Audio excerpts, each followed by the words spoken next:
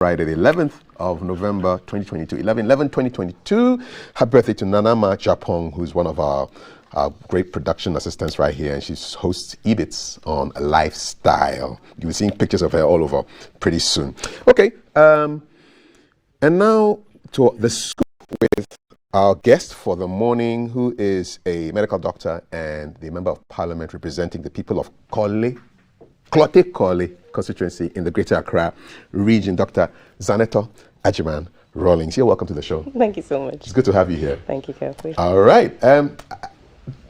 I typed your name, just your first name, into Google Images, and all the pictures that come as just you. It's like you're the only person in the world who is named Zanetor, at least online. You know why your dad called you that? Well, I think it would have to do with the time period, within which I was born. When economically and everything else, Ghana was really at the bottom, and he was experiencing and witnessing so much, I think, in terms of corruption and all that was going wrong.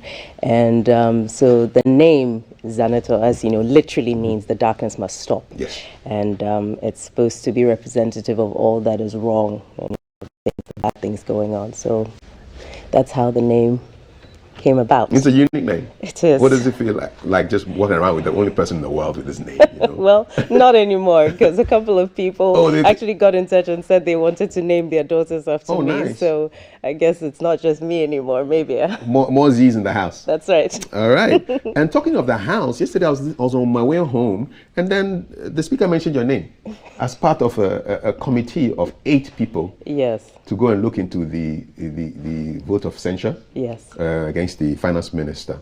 What's that all about? Well, I don't know, maybe I should read the Constitution to you to give you a bit of a background. Yeah. It's when we actually had this whole concept of the vote of censure, it comes from, I think it's 82, Article 82 in the Constitution, which is talking about the censure of a minister. And just to avoid being misquoted, I'll just read it from here, okay? So it's the Article 82 vote of censure. Parliament may, by resolution supported by the votes of not less than 2/3 of all members of Parliament, pass a vote of censure on a minister. I think if you recall the minority leader speaking when he was, talking about the votes to start moving the motion, and he mentioned the fact that we know that as a minority we don't have 2/3, but based on the previous week or the week before that, there was a cohort of NPP MPs who had come out calling for the resignation of the Minister of Finance, and this basically what he said was, knowing that we have half, we're looking for the extra numbers to come from the other side of the aisle to make up the 2/3 to make this successful. So that was part of his opening statement. And then 2, a motion for the resolution referred to in clause 1, which I've just mentioned, of the article shall not be moved in Parliament unless a 7 days notice has been given of the motion, which was the case. The notice for the motion has been signed by not less than 1/3 of all members of Parliament, and this was signed by 127 members of Parliament from our side, because the minimum is 1/3. So we actually had above that. So that included myself as the number that signed. And then the motion shall be debated in Parliament within 14 days after the receipt by the Speaker of the notice for the motion. Yesterday marked 14 days. And so it had to start on that day. Okay. And a Minister of State in respect, this is number 4. So a Minister of State in respect of whom a vote of censure is debated under the clause 3 that I've just said of this article is entitled during the debate to be heard in his defense. So you probably heard at least 3 members of Parliament on our side making reference to this copiously with regards to the fact that the minister is given that opportunity to actually defend himself during the debate. And then where a vote of censure is passed against the minister under this article, the president may, take note, may, unless the minister resigns his office, revoke his appointment as a minister.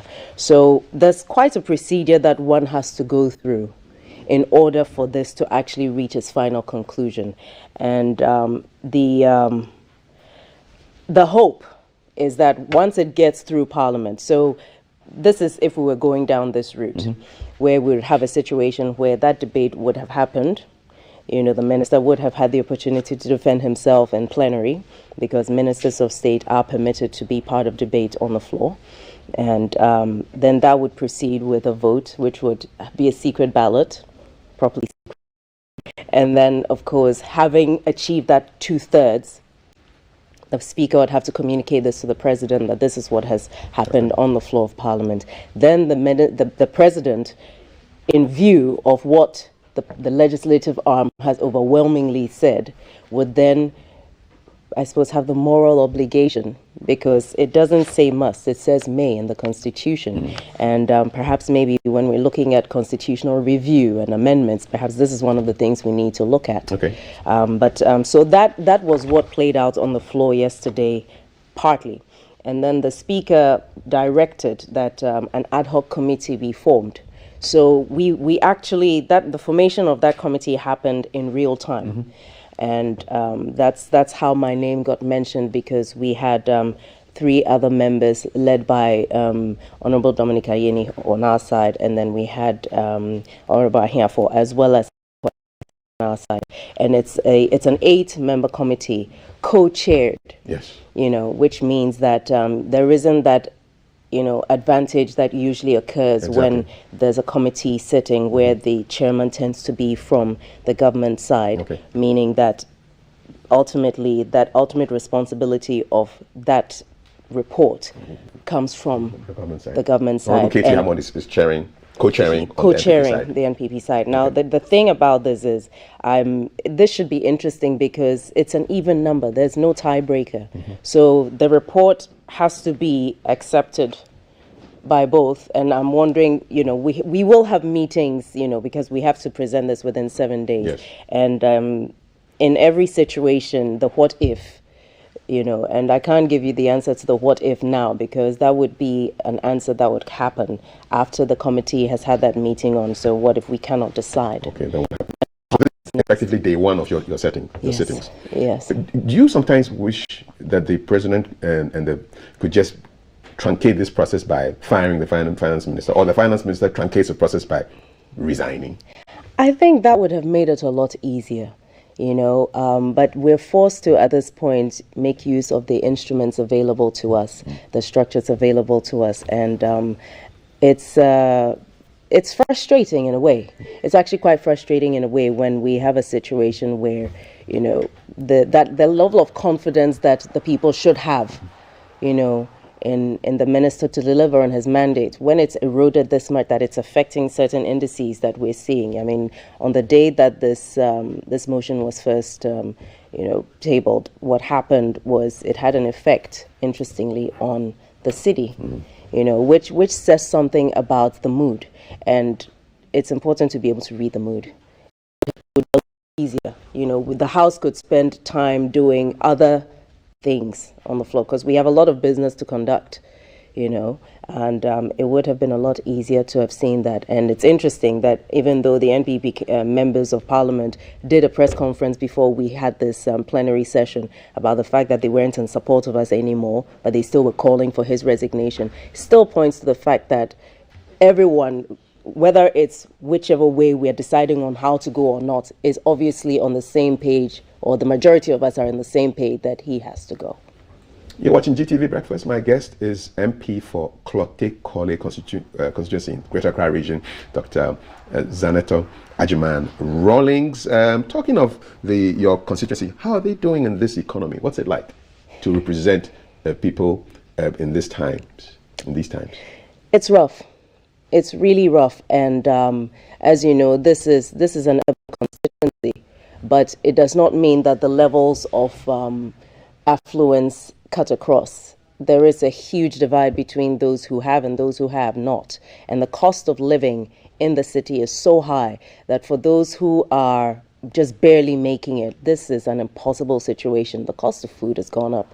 Fuel, I mean, we have a lot of the trotro stations in my constituency, and you can just imagine what the drivers are going through, you know, most of whom are just barely making ends meet. And when we had the situation where the cost of fuel had gone up, but they were not allowed to increase their fares, that obviously does not make economic sense, because now where is that margin of profit that they get to make in order to be able to make ends meet as well? Because everyone's literally struggling to survive. The businesses are struggling as well. We have quite a few businesses in the constituency. It's everyone's affected.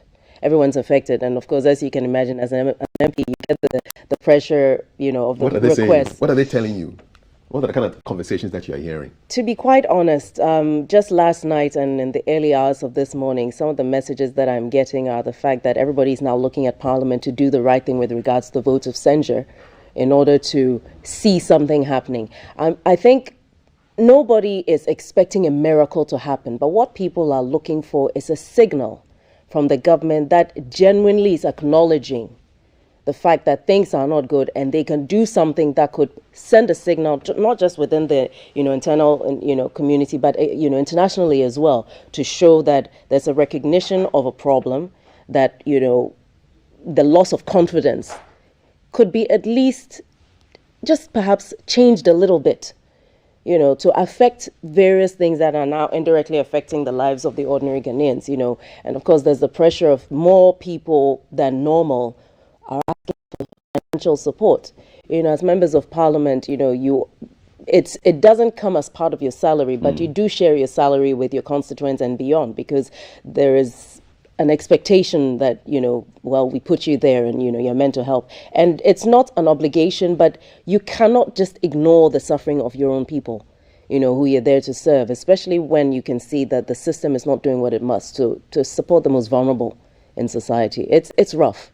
It's rough. A lot of women are, trying to reach out because they're barely making ends meet with their retail businesses to be able to even put their children through school, and whether we talk about the free SHS or not, the reality is parents are still having to pay for a lot of things. And even those things are expensive, No, it's terrible. How do you give them hope? I have to start giving myself a bit of hope before I can even reach out and do the same. And it's difficult to do so. So what we try to do is a little bit at a time. We have things like the Get Fund, which members of Parliament get, which are supposed to, the fund is supposed to be helpful in terms of educational support and infrastructural support for the schools. The criteria are a little bit strict, and sometimes I have issues. I've had a few fights with the directorate based on the fact that some of the criteria that are used to determine who is entitled are so strict that you end up leaving out the most vulnerable, who are supposed to be the beneficiaries of some of these funds as well. And then sometimes the delay in the release of funds and disbursement as well. That's rough. That's rough. But ultimately, once we're alive, we must strive. We must continue. We can't afford to give up. All things shall pass, as they say, and we're hoping that one of the things that shall pass is what's going on right now with this impasse over the finance minister's fate. The president says to his people, "Hold on, let's finish the IMF talks, and then we can take a decision on him." How did we get here? I mean, Einstein, one of my favorite scientists, says you cannot solve a problem with the same consciousness or the same level of thinking that caused it. And it's not enough to say, let him finish. That even the IMF would expect, I would suppose, if you're going to someone with the group that started an issue that has gone wrong, one would expect that you'd bring on board other people who have the relevant expertise, to be able to offer that level of hope that says, yes, we're bringing on board a fresh set of eyes and a fresh set of hands that could help us resolve this issue. And not to mention him as the only person, but if we look at the well-known economist, opinion, he has spoken really, really well with such courage and clarity on some of the things that could be done differently. And I feel like the president needs to actually widen his net with regards to bringing on board more stakeholders who have an interest in where this country goes, who have the expertise to actually offer the best of their advice to make Ghana a better place than what it is today. And I like that. I mean, we want Ghana to be a better place than what it is today, but it will take some time, I'm sure, and decisions have to be made for that to happen. Yes. Let's switch away from all the duties of being a parliamentarian, because before that you were a doctor. Yes. If I go home and my children ask me, what kind of doctor is Dr. Agyeman-Rawlings, what do I tell them? What kind of doctor are you? Well, a family doctor. So I worked in GP for about a decade General or so. practice. General practice, Okay. I'm sorry. Yes, that's right. It's funny because I actually wanted to do something to start with.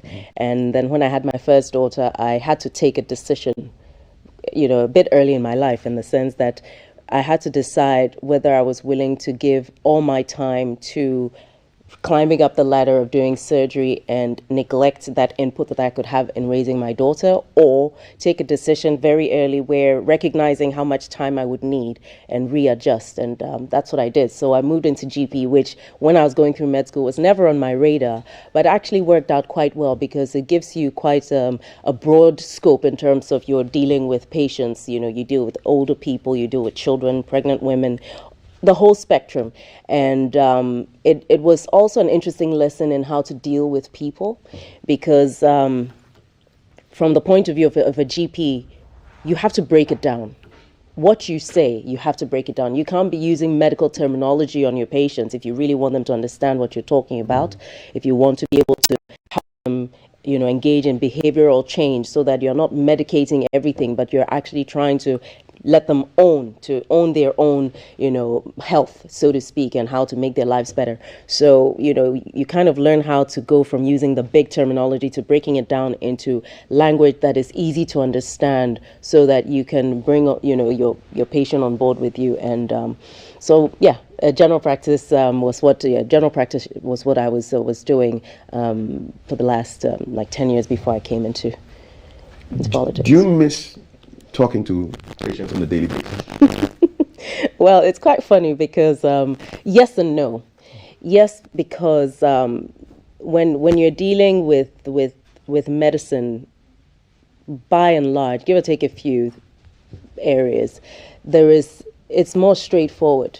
A patient comes to you because they genuinely know they need help with something, and you look, you listen, you feel all the things that you do to glean the information from them, hopefully engage in a conversation with them where they're willing to own their part of the responsibility of getting better.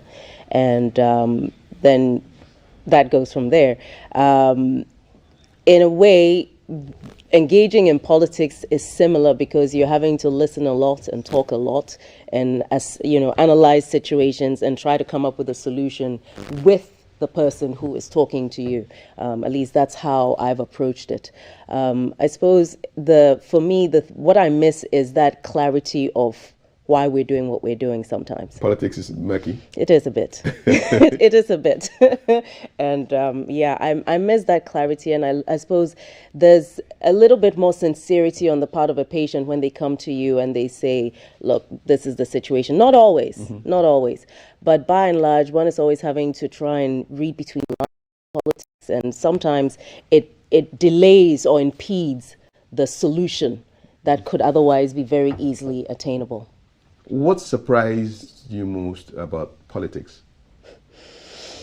I suppose it would have to be the fact that even though people are hoping for a certain level of integrity from you, sometimes people don't want to hear the truth. And I think for me that was quite surprising, and it still is a bit, There's a part in the Bible where it says, speak the truth kindly. So, one is constantly having to learn how to speak the truth kindly. But it's I think that would have been the biggest surprise for me. The fact that there was one incident where I was addressing a mini rally. I think it must have been about 6 years ago, very early on when I started. And I remember there was one situation where I just told the truth about what the situation was. And after the program was over, I had my director of operations come and tell me that though he had a message for me, and I'll say it in Guy and I'll translate into English. He said, "Kefi ekemo yomu akeshin like I will feel," Tell the lady that she should lie to us more. A little bit. A Yes. little bit. Few. Yes. How few? Well, see, that was the problem. And I remember feeling quite incensed at the time because for me, this was not a game. For me, this was a commitment I had made. And for me, that commitment meant that if I was having to tell the truth, and that was going to cost me the votes, I was willing to tell the truth because I did not come into it to lie my way into power, and that was at the very foundation of what was driving me, and that I struggled with. And so I suppose what I've had to do is to learn how to speak the truth kindly. Good. Do you find that people take advantage of your surname? I mean, Agyeman-Rawlings. Do people want to take advantage of that? In what way? Well, for example, I see online there's so many profiles of Zanetor Agyeman-Rawlings. I see Zanetor. I see Zanetor. Yeah. There's so many, and so people are trying to use that to what? Make money? They are. And I've constantly been reporting all these fake pages. It's actually quite disturbing that, first of all, that people would do that. But I think what's more disturbing is the fact that other people would fall for it, believing that I would do such a thing.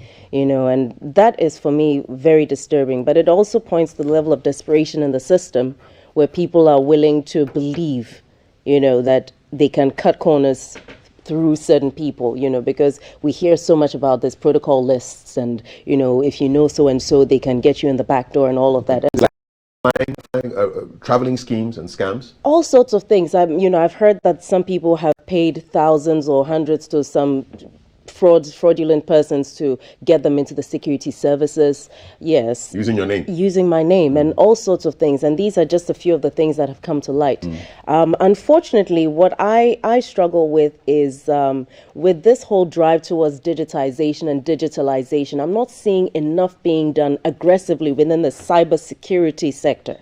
Where, people's identities are not being used to defraud others. And that's a big concern of mine. I keep reporting it, but it keeps happening. And the question is, how do we fix a problem that is now here to stay? Because we are online.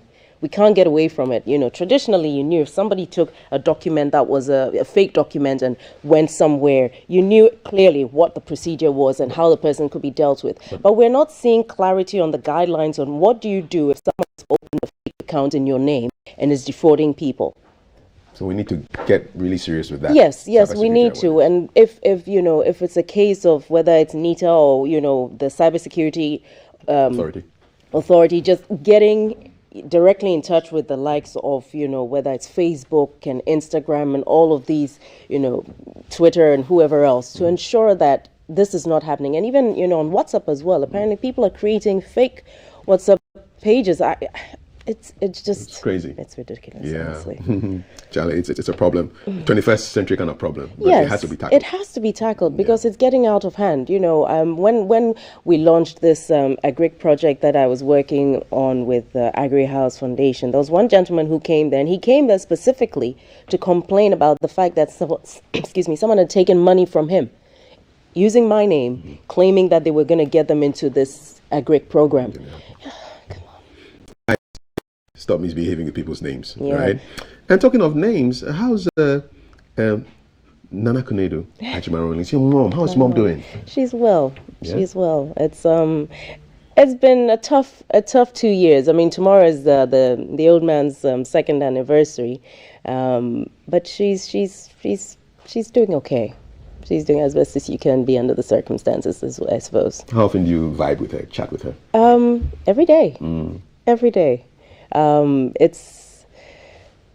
suppose you lose someone close to you, and it's a reminder to take advantage of the time you have with those you have here. We don't know. I mean, no one has come back to tell me what happens after you're dead. So while we're here, why don't we make use of that, and actually spend quality time together? So that's what we do. And so she spends time with my children as well. We called him President Rawlings. What did you call him? Daddy. What? I used to call him Grandpa once the kids were born, and then my children would say, "But why are you calling him Grandpa? He's your dad." I'm like, "Yes, I'm calling him Grandpa because of you." And then when when I want to make fun of him, I'm Papa J. What do you miss most about him? His humor. And he just had this ability to see. He could see around corners, and even when you thought he wasn't looking, he was picking up on little things, and he'd just drop it. He wasn't very tactful in what he said. So if there was an issue and I'd go see him, or just randomly just spending time with him, he would just mention something, and he had this way of saying it without imposing his will on you. He'll tell you, look, whatever the piece of advice was, and then he'd move on. And I miss that. And well, I think one of the things I do miss the most is when it's really late at night and everything is quiet and suddenly I have some space to think or reflect. He was to a large extent my sounding board, because there were certain things that I didn't have to explain to him because he appreciated or he already understood. So I could skip that part and get straight to the meat of the issue. And I miss his honest advice on issues, a whole range of issues. And his sense of humor as well. He was extremely funny. We heard all these stories that he used to kind of just, when in the Agyeman-Rawlings days, like move around incognito on his motorbike or in a taxi. Were they urban legends, or did he actually go around to go and find out what was happening? He actually did. What kind of things did he do? No, he actually did. It's funny because I think about 3 months ago I was chatting with my mom about him, and she was I think I must have been lamenting about what's going on in Ghana, and how is the president not aware of some of the things that are happening that we can all see? And then she mentioned how there were times when my dad comes to the house and pick her up, and this was maybe late 90s or so, and sometimes even into the in the 90s as well. And he'd come over, pick her up in a car that she did not even recognize. So it was unmarked car basically, and they drive around, maybe around Tudu and Adabraka or some of these places, and he'd park the car across the street because maybe he'd see a couple of people sitting down, maybe playing drafts or eating or something, and so he'd park the car, so she'd sit in the car, he'd just say, just wait here, and he'd get out of the car, walk across and go and sit with them. And then first there's the initially like, who's this? Then and then she'd watch him engaging with them, maybe he'd sit down, they'd have a quick bite to eat if they were eating or something, and then he'd get back into the car and they'd go back home or drive around a little bit more. And he just never lost that personal touch. I mean, today if you come to Osu, actually, especially the castle area and some parts of Adabraka and Tudu as well, because he was born there. Mm-hmm. and you still get some of the older ladies talking about how they miss him because like he it's a difficult one to translate, but he got along well with them. There was this close relationship, a very personal relationship that he developed with people. And he didn't allow himself to get stuck in the castle, and be, I suppose, beholden to the information that was only brought to him through his ministers or appointees. So yes, it was true. He did do that. Mm-hmm. And funnily enough, I was speaking to a pastor about, I think it was last year, and he was reminiscing about how the first time he saw my dad was in Bonkatamanso several years ago, and my dad came there.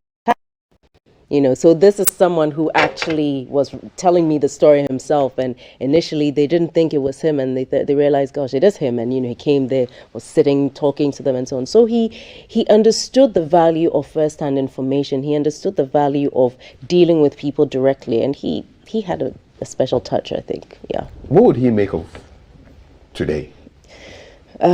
What did they say? The person will be rolling in his grave by now? Yeah, I think he'd be heartbroken and angry at the same time. His heart bled for this country. I think he loved his country more than he did his family. That's how much, yes. How would that have made your mom feel? She understood. She told me she understood when she got married to him that this was who he was. And so she understood which role she was going to have to play by his side, and she did. So I think from the very beginning, she didn't go into a marriage with him and usually he was one thing and expect another. She knew what she was getting herself into. Is there anything that you know about your dad that was surprised that we don't know? We know the public persona, but what don't we know? It's hard to think of something right now, actually. You could have asked me this yesterday, so I could have thought through it. Yeah, because we all know the public, the guy booms every June 4th, speaks from his gut, people's man. Did you ever see him cry? Yes. When? Yes. I think, well, there was one time when I saw him cry, when everybody else saw him cry. It was on CNN. I was quite shocked that day. It was heartbreaking, but it was shocking at the same time. I think it was when he went to Somalia and he saw the way the women and children were just suffering, and he just broke down. He just broke down. It was a interview. I think it was Aisha Sose or one of these interviewers, and was it CNN or BBC? Now I'm not sure anymore. But he broke down on live TV. Wow. Yeah, he just could not contain the anguish from seeing these women and children just suffering, as a result of this conflict and the lack of support that they were getting. It was quite traumatic. Just to see your father crying. Yeah, so that was the most, that's the one I remember most vividly. But I've seen him shed tears a couple of times in between, I think when my mom's mother passed, then that would be in another time, because he really respected and loved her dearly. But he was a good dancer too, not as good as your mom. I'm looking at I don't know about that. I think all women just dance in a particular way. Your mom is great. Yeah, she's a good dancer, but Charlie, your dad's moves, pure. Oh my That's goodness. him. What was going on here, man? That was my mom's 70th birthday. I check Boko and Langbaja all day, he said now. I don't know what he was trying to do, but God bless him, It's difficult to keep up with my mom and her dancing. I mean, when she gets onto the dance floor, I just move away. So. Just move. What do you do for fun? Well, my stress relief for now and fun for me is actually working out at the gym. Okay. When I'm able to make time, sometimes, I'll go to Burma camp to ride the horses, but that I haven't done in a really long time. So you ride, you swim? I do swim, but as black women, our hair. Where the hairnet now, Zanetor? Where the hairnet now? Sometimes. Taekwondo? Taekwondo, yes. Taekwondo. We were forced to do that as children. What's your belt? Black. Okay. Second dan. Second dan black. Yes. All right. Okay. So now we know. Don't mess around. When was the last time you took somebody down?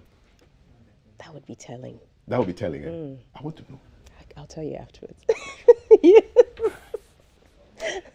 I've enjoyed this talk a lot. What are you doing for the old man tomorrow? Is there anything on the plans?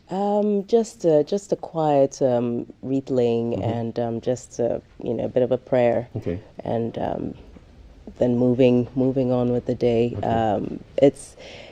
He was a complicated man, but simplicity was his way in some weird sort of way.